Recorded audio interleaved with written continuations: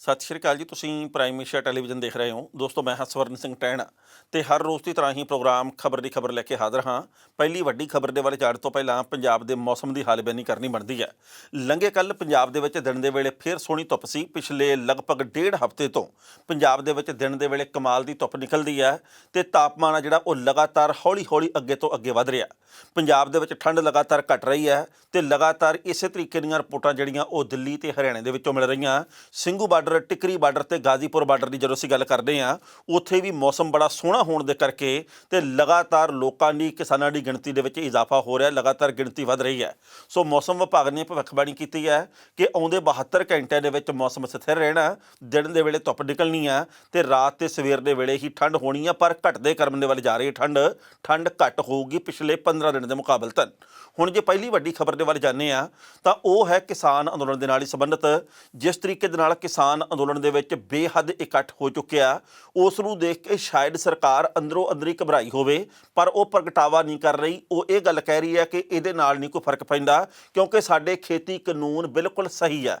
ਕੇਂਦਰ ਦੀ ਸਰਕਾਰ ਦੇ ਵੱਲੋਂ ਕੋਈ ਨਵੀਂ ਤਰੀਕ ਨਹੀਂ ਦਿੱਤੀ ਗਈ ਕਿਸਾਨ ਆਗੂਆਂ ਨੂੰ ਕਿ ਆਪਾਂ ਮੀਟਿੰਗ ਕਦੋਂ ਕਰਨੀ ਹੈ ਤੇ ਕਦੋਂ ਨਹੀਂ ਕਰਨੀ। ਪਰ ਇੱਕ ਮਹੱਤਵਪੂਰਨ ਜਾਣਕਾਰੀ ਪ੍ਰਾਪਤ ਹੋਈ ਹੈ ਕਿ ਜਿਹੜੇ ਪੱਤਰਕਾਰ ਮਨਦੀਪ ਪੂਨੀਆ ਨੂੰ ਗ੍ਰਿਫਤਾਰ ਕੀਤਾ ਗਿਆ ਸੀ ਦਿੱਲੀ ਦੀ ਪੁਲਿਸ ਦੇ ਵੱਲੋਂ, ਉਹਨੂੰ ਮਾਣਯੋਗ ਅਦਾਲਤ ਦੇ ਵੱਲੋਂ ਜ਼ਮਾਨਤ ਦੇ ਦਿੱਤੀ ਗਈ ਹੈ। 25,000 ਰੁਪਏ ਦੇ ਨਿੱਜੀ ਮੁਚਲਕੇ ਦੇ ਉੱਤੇ ਉਹਨੂੰ ਜ਼ਮਾਨਤ ਮਿਲੀ ਹੈ ਤੇ ਮਨਦੀਪ ਪੂਨੀਆ ਦਾ ਕਸੂਰ ਸਿਰਫ ਇੰਨਾ ਸੀ ਕਿ ਉਹਨੇ ਸੱਚ ਦੀ ਪੇਸ਼ਕਾਰੀ ਕੀਤੀ। ਕਸੂਰ ਸਿਰਫ ਇੰਨਾ ਸੀ ਕਿ ਉਹਨੇ ਜੋ ਕੁਝ ਹੋ ਵਾਪਰ ਰਿਹਾ ਉਹਨੂੰ ਪੇਸ਼ ਕੀਤਾ ਸੀ, ਜਦ ਕਿ ਗੋਦੀ ਮੀਡੀਆ ਦੇ ਵੱਲੋਂ ਜੋ ਕੁਝ ਪੇਸ਼ ਕੀਤਾ ਜਾ ਰਿਹਾ ਤੇ ਜੋ ਅਸਲ ਮੀਡੀਆ ਦੇ ਵੱਲੋਂ ਪੇਸ਼ ਕੀਤਾ ਜਾ ਰਿਹਾ ਉਹਦੇ ਵਿੱਚ ਜ਼ਮੀਨ ਅਸਮਾਨ ਦਾ ਅੰਤਰ ਹੈ। ਤੇ ਸੱਚ ਪੇਸ਼ ਕਰਨ ਦੇ ਕਰਕੇ ਤੇ ਉਹਨੂੰ ਜੇਲ੍ਹ ਦੀ ਹਵਾ ਖਾਣੀ ਪਈ ਹੈ ਮੁੰਡੇ ਨੂੰ। ਉਸ ਤੋਂ ਅਗਲੀ ਗੱਲ ਇਹ ਹੈ ਵੀ ਹੁਣ ਰਾਕੇਸ਼ ਟਕੈਤ ਦੇ ਹੱਥ ਦੇ ਵਿੱਚ ਬਹੁਤ ਵੱਡੀ ਬਾਜ਼ੀ ਹੈ। ਜਿਹੜੇ ਕਿ ਯੂਪੀ ਦੇ ਕਿਸਾਨ ਆਗੂ ਆ, ਆਪਾਂ ਜਾਣਦੇ ਕਿ ਉਹਨਾਂ ਦੇ ਅਥਰੂਆਂ ਨੇ ਕਮਾਲ ਕਰ ਦਿਖਾਈ। ਉਸ ਤੋਂ ਬਾਅਦ ਉਹਨਾਂ ਦਾ ਗਾਜ਼ੀਪੁਰ ਦਾ ਬਾਰਡਰ ਆ ਜਿਹੜਾ ਉਹ ਰਾਜਨੀਤਿਕ ਮੰਚ ਵੀ ਬਣਦਾ ਜਾ ਰਿਹਾ। ਰਾਕੇਸ਼ ਟਕੈਤ ਦੇ ਉੱਤੇ ਸਵਾਲ ਖੜੇ ਹੋ ਰਹੇ ਆ ਕਿ ਹੁਣ ਤੱਕ ਕਿਸਾਨ ਆਗੂਆਂ ਨੇ ਕਿਹਾ ਸੀ ਕਿ ਅਸੀਂ ਆਪਣੇ ਕਿਸੇ ਵੀ ਧਰਨੇ ਦੇ ਵਿੱਚ, ਕਿਸੇ ਵੀ ਬਾਰਡਰ ਦੇ ਉੱਤੇ ਰਾਜਨੀਤਿਕ ਆਗੂਆਂ ਨੂੰ ਨਹੀਂ ਪਹੁੰਚਣ ਦੇਣਾ। ਪਰ ਹੁਣ ਲਗਾਤਾਰ ਇੱਕ ਤੋਂ ਬਾਅਦ ਦੂਜਾ, ਦੂਜੇ ਤੋਂ ਬਾਅਦ ਤੀਜਾ, ਤੀਜੇ ਤੋਂ ਬਾਅਦ ਚੌਥਾ ਨੇਤਾ ਵੱਖ-ਵੱਖ ਥਾਵਾਂ ਤੋਂ ਉੱਥੇ ਪਹੁੰਚ ਰਿਹਾ। ਤੇ ਜਿਸ ਤਰੀਕੇ ਦੇ ਨਾਲ ਲੰਘੇ ਕੱਲ੍ਹ ਅਭੈ ਚੌਟਾਲਾ ਹੋਰੀ ਵੀ ਗਏ ਆ, ਬੇਸ਼ੱਕ ਉਹਨਾਂ ਦਾ ਅਸਤੀਫਾ ਪ੍ਰਵਾਨ ਕਰ ਲਿਆ ਗਿਆ ਤੇ ਇਸ ਕਰਕੇ ਉਹ ਹੁਣ ਵਿਧਾਇਕ ਦੀ ਹੈਸੀਅਤ ਦੇ ਨਾਲ ਨਹੀਂ, ਸਗੋਂ ਉਹ ਇੱਕ ਕਿਸਾਨ ਦੇ ਤੌਰ ਦੇ ਉੱਤੇ ਗਏ ਆ। ਉਹਨਾਂ ਨੇ ਇਹ ਗੱਲ ਕਹੀ ਹੈ। ਪਰ ਹੁਣ ਸਵਾਲ ਇਹ ਪੈਦਾ ਹੁੰਦਾ ਕਿਤੇ ਕੋਈ ਰਾਜਨੀਤਿਕ ਲੋਕ ਆ ਜਿਹੜੇ ਉਹ ਆਪਣੀ ਖੇਡ ਤਾਂ ਨਹੀਂ ਖੇਡ ਜਾਣਗੇ। ਰਾਕੇਸ਼ ਟਕੈਤ ਹੋਰਾਂ ਨੇ ਇਹ ਗੱਲ ਕਹੀ ਹੈ ਕਿ ਰਾਜਨੀਤਿਕ ਲੋਕਾਂ ਨੂੰ ਅਸੀਂ ਆਉਣ ਤੋਂ ਨਹੀਂ ਰੋਕ ਸਕਦੇ। ਹਾਂ, ਇਹ ਗੱਲ ਜ਼ਰੂਰ ਹੈ ਵੀ ਅਸੀਂ ਮੰਚ ਤੋਂ ਉਹਨਾਂ ਨੂੰ ਬੋਲਣ ਨਾ ਦੇਗੇ, ਪਰ ਜੇਕਰ ਵਿਰੋਧੀ ਪਾਰਟੀਆਂ ਦੇ ਨੇਤਾ ਸਾਡਾ ਸਮਰਥਨ ਕਰਦੇ ਆ, ਇਹਦੇ ਨਾਲ ਸਾਡੀ ਸਥਿਤੀ ਮਜ਼ਬੂਤ ਹੁੰਦੀ ਆ ਉਹਨਾਂ ਦੇ ਕਹਿਣ ਦੇ ਮੁਤਾਬਕ। ਪਰ ਆਪਾਂ ਜਾਣਦੇ ਹਾਂ ਸਿੰਘੂ ਬਾਰਡਰ ਦੇ ਉੱਤੇ ਕਈ ਨੇਤਾ ਪੰਜਾਬ ਦੇ ਸਮੇਂ ਦੇ ਉੱਤੇ ਗਏ ਜਿਹੜੇ ਕਿਸਾਨਾਂ ਦੇ ਵੱਲੋਂ ਉੱਥੇ ਦੁਆਲੇ ਦਿੱਤੇ ਗਏ। ਆਪਾਂ ਜਾਣਦੇ ਰਵਨੀਤ ਸਿੰਘ ਬਿੱਟੂ ਤੇ ਕੁਲਬੀਰ ਸਿੰਘ ਜ਼ੀਰਾ ਦੇ ਉੱਤੇ ਹਮਲਾ ਵੀ ਹੋਇਆ, ਉਹਨਾਂ ਦੀ ਕੁੱਟਮਾਰ ਵੀ ਹੋਈ, ਗੱਡੀ ਦੇ ਉੱਤੇ ਹਮਲਾ ਵੀ ਹੋਇਆ, ਪੱਗ ਵੀ ਲਾਹ ਦਿੱਤੀ ਗਈ। ਉਸ ਤੋਂ ਪਹਿਲਾਂ ਅਕਾਲੀ ਦਲ ਦੇ ਕੁਝ ਆਗੂ ਗਏ ਸੀ, ਉਹਨਾਂ ਨੂੰ ਵੀ ਉੱਥੇ ਨਹੀਂ ਸੀ ਬੋਲਣ ਦਿੱਤਾ ਗਿਆ, ਕਿਸਾਨਾਂ ਨੇ ਉਹਨਾਂ ਨੂੰ ਵੀ ਭਜਾ ਦਿੱਤਾ ਸੀ। ਪਰ ਹੁਣ ਜਿਸ ਤਰੀਕੇ ਦੇ ਨਾਲ ਰਾਜਨੀਤਿਕ ਲੋਕਾਂ ਦੀ ਗਾਜ਼ੀਪੁਰ ਦੇ ਬਾਰਡਰ ਦੇ ਉੱਤੇ ਐਂਟਰੀ ਹੋਈ ਹੈ, ਇਹਦੇ ਉੱਤੇ ਸਵਾਲ ਉੱਠਣੇ ਕੁਦਰਤੀ ਹੈ। ਰਾਕੇਸ਼ ਟਕੈਤ ਹੋਰਾਂ ਨੇ ਕੱਲ੍ਹ ਦੋ ਟੁੱਕ ਗੱਲ ਕਹੀ ਹੈ। ਉਹ ਕਹਿੰਦੇ ਜਬ ਤੱਕ ਬਿੱਲ ਵਾਪਸੀ ਨਹੀਂ ਤਬ ਤੱਕ ਹਮਾਰੀ ਘਰ ਵਾਪਸੀ ਨਹੀਂ। ਉਹਨਾਂ ਨੇ ਬੜੀ ਸਾਫ਼ ਤੇ ਸਪਸ਼ਟ ਗੱਲ ਕਰ ਦਿੱਤੀ ਹੈ ਵੀ ਅਕਤੂਬਰ ਮਹੀਨੇ ਤੱਕ ਸਾਡਾ ਇਹ ਅੰਦੋਲਨ ਚੱਲ ਸਕਦਾ। ਅਸੀਂ ਬਿਲਕੁਲ ਮਾਨਸਿਕ ਤੌਰ ਦੇ ਉੱਤੇ ਤਿਆਰ ਹਾਂ, ਮੈਂਟਲੀ ਤੌਰ ਦੇ ਉੱਤੇ ਪ੍ਰਪੇਅਰ ਹਾਂ। ਜੇ ਤਾਂ ਤੁਸੀਂ ਉਦੋਂ ਤੱਕ ਖੇਤੀ ਕਾਨੂੰਨ ਵਾਪਸ ਲੈ ਲਓ ਤਾਂ ਠੀਕ ਹੈ, ਤੇ ਜੇਕਰ ਨਹੀਂ ਵਾਪਸ ਲੈਂਦੇ ਤਾਂ ਫਿਰ ਅਸੀਂ ਇੱਥੇ ਬੈਠੇ ਹਾਂ, ਸਾਨੂੰ ਵੀ ਕੋਈ ਇਤਰਾਜ਼ ਨਹੀਂ ਹੈ ਤੇ ਨਾ ਹੀ ਸਾਨੂੰ ਕੋਈ ਕਾਹਲੀ ਹੈ। ਉਹਨਾਂ ਨੇ ਇਹ ਗੱਲ ਕਹੀ ਹੈ ਵੀ ਇੱਕ ਪਾਸੇ ਕੇਂਦਰ ਦੀ ਸਰਕਾਰ ਕਹਿੰਦੀ ਕਿ ਅਸੀਂ ਕਿਸਾਨ ਪੱਖੀ ਹਾਂ, ਦੂਜੇ ਪਾਸੇ ਬਜਟ ਦੇ ਵਿੱਚ ਕਿਸਾਨੀ ਵਾਸਤੇ ਜਿਹੜੀ ਆ ਉਹ ਪੈਸਾ ਘਟਾ ਦਿੱਤਾ, ਬਜਟ ਦੇ ਵਿੱਚ ਕਟੌਤੀ ਕਰ ਦਿੱਤੀ ਗਈ ਆ ਕਿਸਾਨੀ ਹਿੱਸੇ ਦੇ ਲਈ। ਪਰ ਉਹਨਾਂ ਨੇ ਇਹ ਗੱਲ ਕਹੀ ਹੈ ਵੀ ਜਦੋਂ ਚਾਰੇ ਪਾਸੇ ਕੰਡਿਆਲੀਆਂ ਤਾਰਾਂ ਲਾਈਆਂ ਜਾ ਰਹੀਆਂ ਹੋਣ, ਜਦੋਂ ਸੜਕ ਦੇ ਵਿਚਾਲੇ ਟੋਏ ਪੁੱਟੇ ਜਾ ਰਹੇ ਹੋਣ, ਜਦੋਂ ਵੱਡੇ ਵੱਡੇ 12 ਲੇਅਰ ਦੇ ਬੈਰੀਕੇਡ ਲਾ ਦਿੱਤੇ ਗਏ ਹੋਣ ਗਾਜ਼ੀਪੁਰ ਦੇ ਬਾਰਡਰ ਦੇ ਉੱਤੇ, ਜਦੋਂ ਲਗਾਤਾਰ ਟਿੱਪਰ ਮਿੱਟੀ ਦੇ ਭਰ ਭਰ ਕੇ ਖੜੇ ਕੀਤੇ ਜਾ ਰਹੇ ਹੋਣ, ਜਦੋਂ ਸੜਕਾਂ ਦੇ ਵਿਚਾਲੇ ਨੁਕੀਲੀਆਂ ਕਿੱਲਾਂ ਕੱਢ ਦਿੱਤੀਆਂ ਗਈਆਂ ਹੋਣ, ਉਸ ਵਕਤ ਆਪਾਂ ਕਿਵੇਂ ਕਹਿ ਸਕਦੇ ਹਾਂ ਵੀ ਕੇਂਦਰ ਦੀ ਸਰਕਾਰ ਆ ਜਿਹੜੀ ਉਹ ਕਿਸਾਨਾਂ ਦੇ ਨਾਲ ਗੱਲਬਾਤ ਕਰਨ ਦੇ ਲਈ ਤਿਆਰ ਬਰ ਤਿਆਰ ਆ।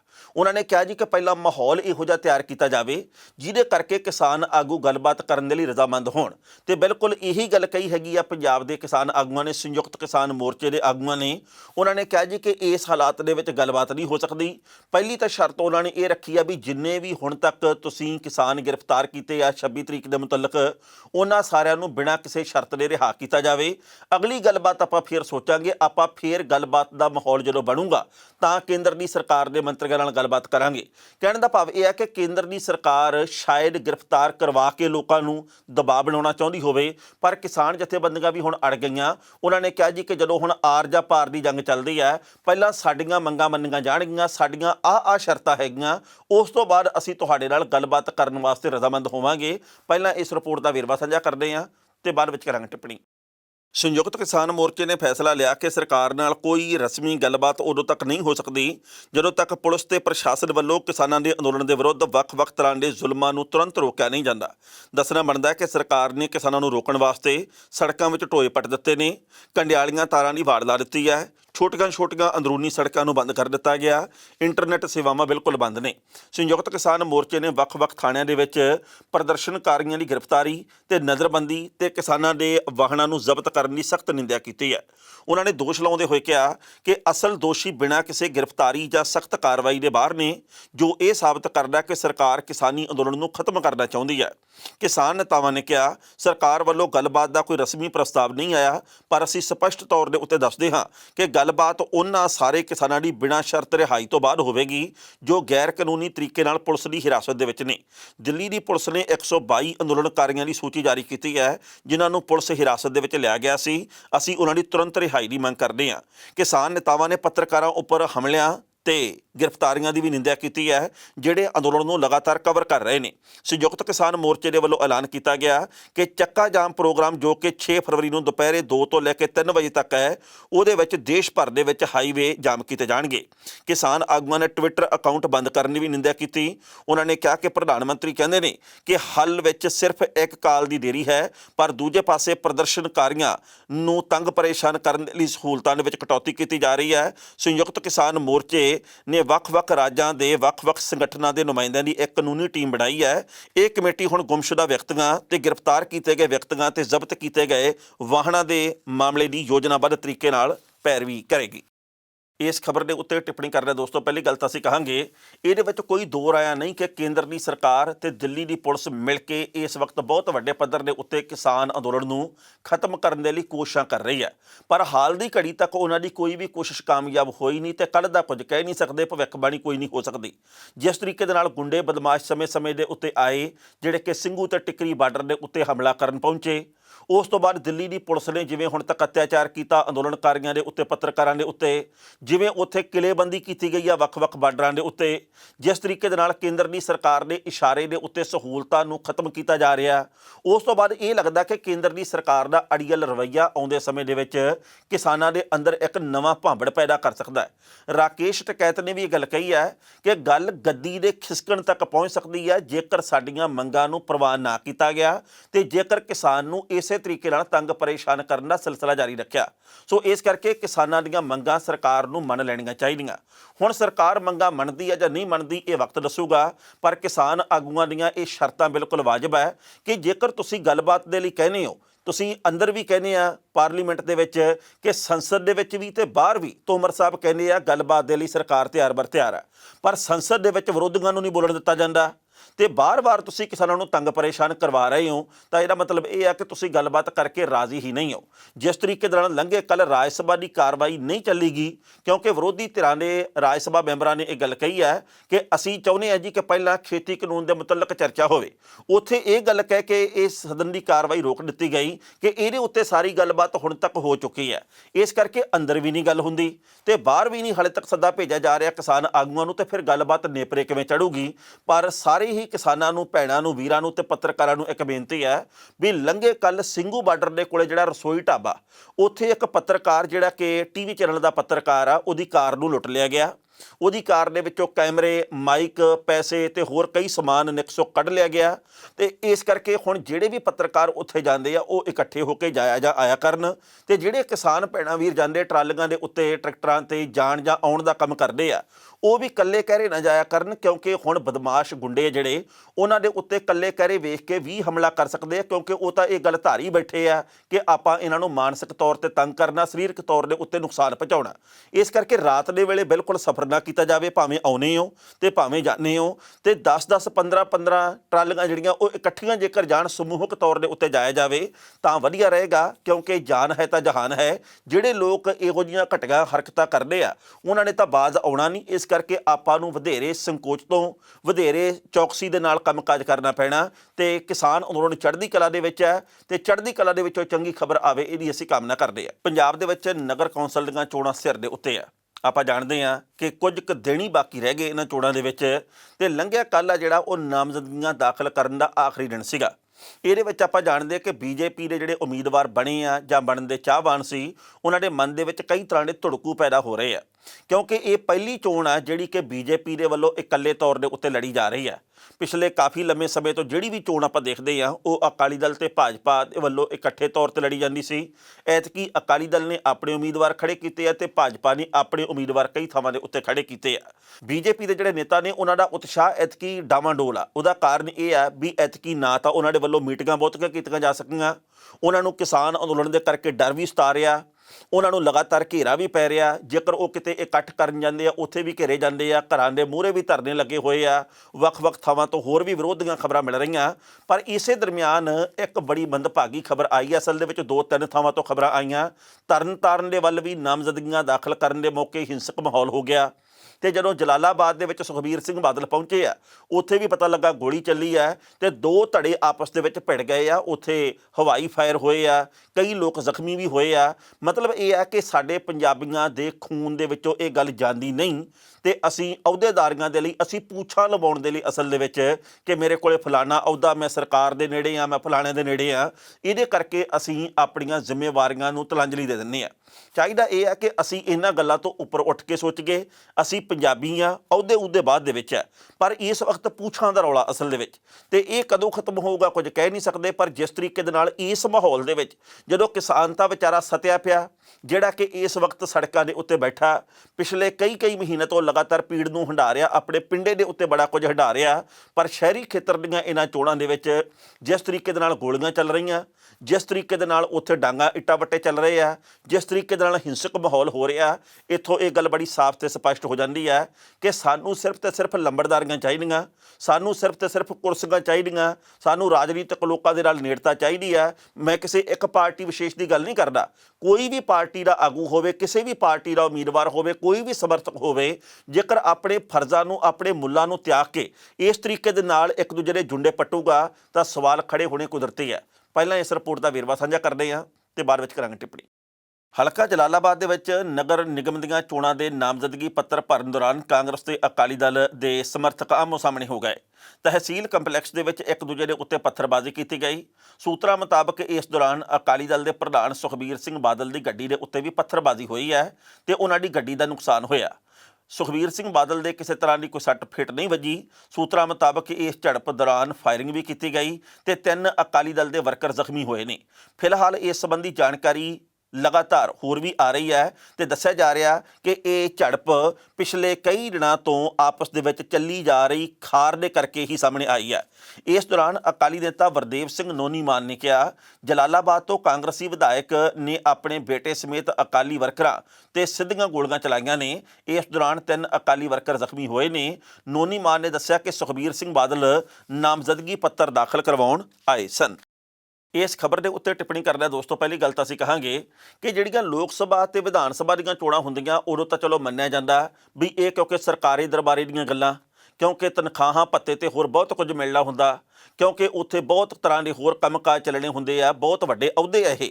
ਪਰ ਜਦੋਂ ਹੁਣ ਸਰਪੰਚੀ ਤੇ ਨਗਰ ਨਿਗਮ ਦੀਆਂ ਚੋਣਾਂ ਦੇ ਵਿੱਚ ਵੀ ਹਿੰਸਕ ਵਰਤਾਰੇ ਸਾਹਮਣੇ ਆਉਂਦੇ ਆ ਤਾਂ ਅੰਦਰੋਂ ਪੀੜ ਉੱਠਣੀ ਕੁਦਰਤੀ ਹੈ ਵੀ ਇਹ ਕਿਹੜੀਆਂ ਗੱਲਾਂ, ਇਹ ਆਪਸ ਦੇ ਵਿੱਚ ਸੇਵਾ ਕਰਨ ਦੇ ਲਈ ਨਹੀਂ ਕੁਝ ਹੋ ਰਿਹਾ। ਜੇ ਆਪਾਂ ਇਹ ਗੱਲ ਕਹੀਏ ਕਿ ਫਲਾਣਾ ਬੰਦਾ ਇਸ ਕਰਕੇ ਖੜਾ ਹੋਇਆ ਵੀ ਉਹਨੇ ਸੇਵਾ ਕਰਨੀ ਆ ਤੇ ਉਹਦੀ ਸੇਵਾ 'ਚ ਵਿਘਨ ਪੈ ਰਿਹਾ ਸੀ, ਇਸ ਕਰਕੇ ਹਿੰਸਾ ਹੋਈ ਹੈ, ਇਹ ਸਾਰਾ ਕੁਝ ਕਦੇ ਵੀ ਨਹੀਂ ਹੋਇਆ। ਸੇਵਾ ਦੇ ਨਾਂ ਦੇ ਉੱਤੇ ਮੇਵੇ ਦੀਆਂ ਹੀ ਖਬਰਾਂ ਆਈਆਂ ਅੱਜ ਤੱਕ, ਭਾਵੇਂ ਕਿਸੇ ਵੀ ਕਿਸਮ ਦੀ ਚੋਣ ਹੋਵੇ ਤੇ ਕਿਸੇ ਵੀ ਪਾਰਟੀ ਦਾ ਕੋਈ ਵੀ ਉਮੀਦਵਾਰ ਹੋਵੇ, ਉਹਨਾਂ ਦੇ ਵਿੱਚੋਂ ਕਿੰਨੇ ਕੁ ਫੀਸਦੀ ਨੇ ਅੱਜ ਤੱਕ ਤੁਹਾਡੇ ਸੋਚ ਦੇ ਮੁਤਾਬਕ ਸੇਵਾ ਕੀਤੀ ਆ, ਆਪਾਂ ਜਾਣਦੇ ਹੀ ਹਾਂ। ਸੋ ਉਸ ਤੋਂ ਅਗਲੀ ਗੱਲ ਇਹ ਹੈ ਕਿ ਪਿੰਡਾਂ ਸ਼ਹਿਰਾਂ ਦੇ ਵਿੱਚ ਏਕਤਾ ਬਣਾ ਕੇ ਰੱਖਣੀ ਚਾਹੀਦੀ ਹੈ। ਅਸੀਂ ਨੀਲੀਆਂ ਚਿੱਟੀਆਂ ਪੱਗਾਂ ਵਾਲੇ ਬਾਅਦ ਦੇ ਵਿੱਚ ਹੋ ਸਕਦੇ ਹਾਂ, ਪਹਿਲਾਂ ਅਸੀਂ ਪੰਜਾਬੀ ਹਾਂ, ਇੱਕੋ ਸ਼ਹਿਰ ਦੇ ਵਿੱਚ ਰਹਿਣ ਵਾਲੇ ਹਾਂ, ਇੱਕੋ ਪਿੰਡ ਦੇ ਵਿੱਚ ਰਹਿਣ ਵਾਲੇ ਹਾਂ, ਪਰ ਲੋਕਾਂ ਦਾ ਬੌਧਿਕ ਪੱਧਰ ਇੰਨਾ ਉੱਚਾ ਹੋ ਨਹੀਂ ਸਕਿਆ। ਸਾਡੇ ਹਾਲੇ ਵੀ ਪੁੱਛਾਂ ਲੱਗੀਆਂ ਕਿ ਮੈਂ ਕਿਹੜੀ ਪਾਰਟੀ ਨਾਲ, ਉਹ ਕਿਹੜੀ ਪਾਰਟੀ ਦਾ। ਕਿਸੇ ਨੂੰ ਧੱਕਾ ਨਹੀਂ ਕਰਨਾ ਚਾਹੀਦਾ ਤੇ ਕਿਸੇ ਦੇ ਵੱਲੋਂ ਜੇਕਰ ਧੱਕਾ ਕੀਤਾ ਜਾਂਦਾ ਉਹਨੂੰ ਤਰੀਕੇ ਨਾਲ ਨਜਿੱਠਣਾ ਚਾਹੀਦਾ। ਤੇ ਜੇਕਰ ਅਸੀਂ ਉਹਦਾ ਕਿਰਦਾਰ ਦੇ ਪੱਖੋਂ ਬਹੁਤ ਉੱਚੇ ਸੁੱਚੇ ਬਣ ਜਾਈਏ ਤਾਂ ਮੇਰਾ ਖਿਆਲ ਹੈ ਇਹਨਾਂ ਅਹੁਦਿਆਂ ਦੀ ਕੋਈ ਬਹੁਤੀ ਲੋੜ ਪੈਂਦੀ ਨਹੀਂ। ਜੇਕਰ ਸੇਵਾ ਹੀ ਕਰਨੀ ਆ ਤਾਂ ਭਗਤ ਪੂਰਨ ਸਿੰਘ ਨੇ ਕਿਹੜਾ ਜ਼ਿੰਦਗੀ ਦੇ ਵਿੱਚ ਕਦੇ ਚੋਣ ਲੜੀ ਸੀ? ਲੋਕਾਂ ਦੇ ਮਨ ਦੇ ਵਿੱਚ ਇਹ ਵੀ ਸਵਾਲ ਪੈਦਾ ਹੁੰਦਾ ਵੀ ਸੇਵਾ ਕਰਨ ਦੇ ਲਈ ਜ਼ਰੂਰੀ ਨਹੀਂ ਕਿ ਅਸੀਂ ਇੱਟਾਂ ਡਾਂਗਾ ਵੱਟੇ ਚੱਕਣੇ ਆ, ਅਸੀਂ ਬੰਦੂਕਾਂ ਚੱਕਣੀਆਂ, ਅਸੀਂ ਗੋਲੀਆਂ ਚਲਾਉਣੀਆਂ। ਪਰ ਸੁਖਬੀਰ ਸਿੰਘ ਬਾਦਲ ਹੋਰਾਂ ਦੀ ਗੱਡੀ ਦੇ ਉੱਤੇ ਜਿਵੇਂ ਹਮਲਾ ਕੀਤਾ ਗਿਆ, ਜਿਸ ਤਰੀਕੇ ਦੇ ਨਾਲ ਹਵਾਈ ਫਾਇਰ ਕੀਤੇ ਗਏ ਆ, ਇਹਦੀ ਸਖਤ ਸ਼ਬਦਾਂ ਦੇ ਵਿੱਚ ਨਿੰਦਿਆ ਕਰਨੀ ਚਾਹੀਦੀ ਹੈ। ਭਾਰਤ ਦੇ ਵਿੱਚ ਬਹੁਤ ਖਬਰਾਂ ਇਹੋ ਜਿਹੀਆਂ ਪੈਦਾ ਹੁੰਦੀਆਂ ਜਿਨ੍ਹਾਂ ਦੇ ਉੱਤੇ ਚਿੰਤਾ ਜ਼ਾਹਰ ਕੀਤੀ ਜਾ ਸਕਦੀ ਆ। ਇੰਨਾ ਕੁ ਦੁੱਖ ਹੁੰਦਾ ਵੀ ਮੇਰੇ ਮਹਾਨ ਭਾਰਤ ਦਾ ਬਣੀ ਕੀ ਤੋਂ ਕੀ ਜਾਂਦਾ। ਦੋ ਖਬਰਾਂ ਨੇ ਅੱਜ ਅੰਦਰੇ ਨੂੰ ਝੰਜੋੜ ਦਿੱਤਾ। ਇੱਕ ਥਾਂ ਤੋਂ ਖਬਰ ਆਈ ਹੈ ਕਿ ਪੋਲੀਓ ਬੂੰਦਾਂ ਪਿਲਾਉਣੀਆਂ ਸਨ ਤੇ ਸੈਨੇਟਾਈਜ਼ਰ ਬੱਚਿਆਂ ਨੂੰ ਪਿਲਾ ਦਿੱਤਾ ਗਿਆ, ਜਿਹਦੇ ਕਰਕੇ ਬੱਚਿਆਂ ਦੀ ਹਾਲਤ ਗੰਭੀਰ ਹੋ ਗਈ ਹੈ। ਇੱਕ ਖਬਰ ਆਈ ਹੈ ਕਾਨਪੁਰ ਦੇ ਵੱਲੋਂ, ਇੱਥੇ ਇੱਕ ਅਪਾਹਜ ਔਰਤ ਆ, ਵਿਚਾਰੀ ਪੈਸੇ ਟੱਕੇ ਤੋਂ ਬਹੁਤ ਦੁਖੀ ਆ, ਬਹੁਤ ਉਹਦੇ ਬੁਰੇ ਹਾਲਾਤ ਆ।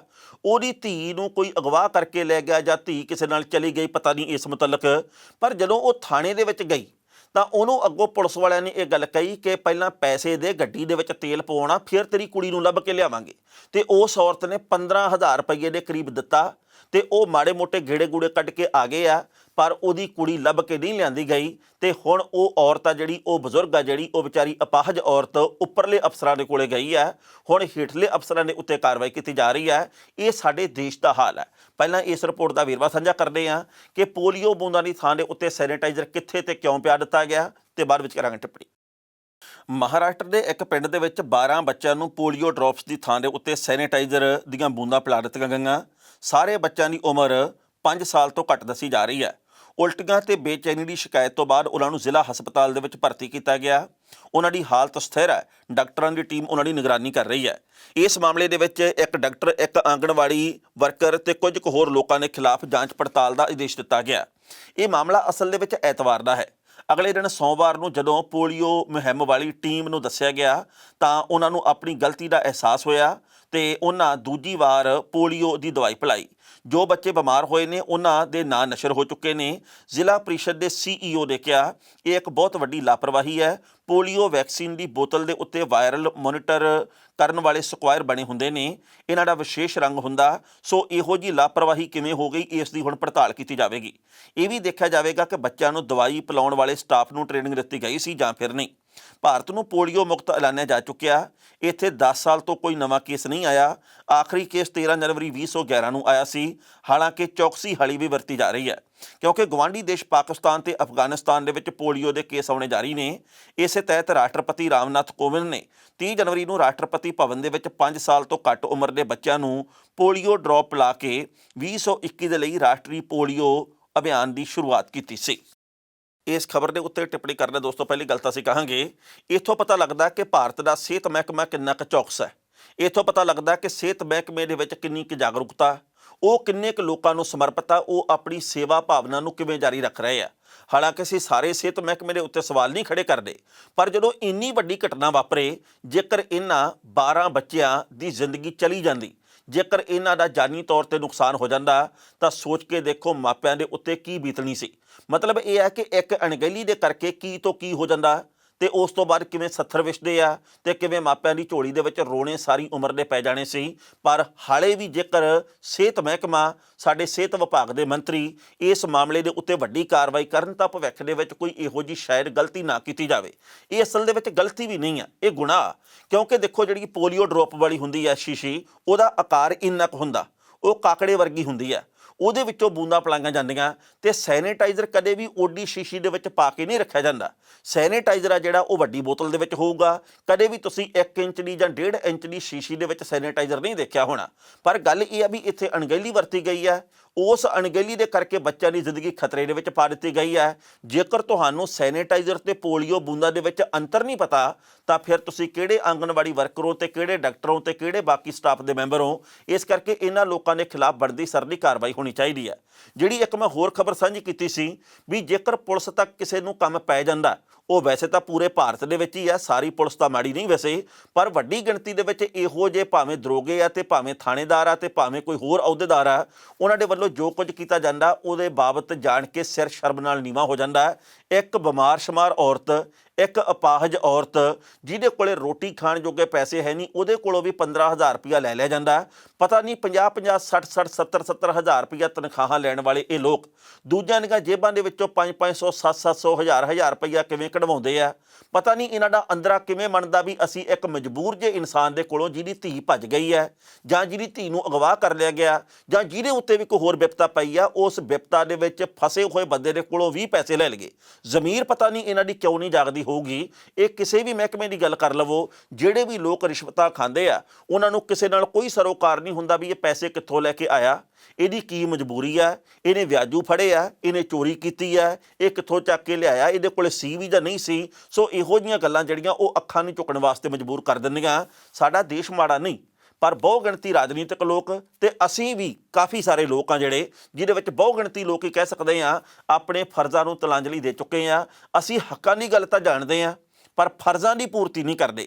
ਜਿਸ ਦਿਨ ਸਾਨੂੰ ਫਰਜ਼ਾਂ ਦਾ ਅਹਿਸਾਸ ਹੋ ਗਿਆ ਤੇ ਹੱਕ ਸਾਨੂੰ ਆਪਣੇ ਆਪ ਮਿਲਣ ਲੱਗ ਜਾਣੇ ਆ। ਆਓ ਆਪਾਂ ਇਹਨਾਂ ਗੱਲਾਂ ਤੋਂ ਖੜਾ ਛੁਡਵਾਈਏ ਤਾਂ ਜੋ ਸਹੀ ਤਰੀਕੇ ਦੇ ਨਾਲ ਆਪਣੀ ਜ਼ਿੰਦਗੀ ਲੀਹ ਦੇ ਉੱਤੇ ਆ ਸਕੇ।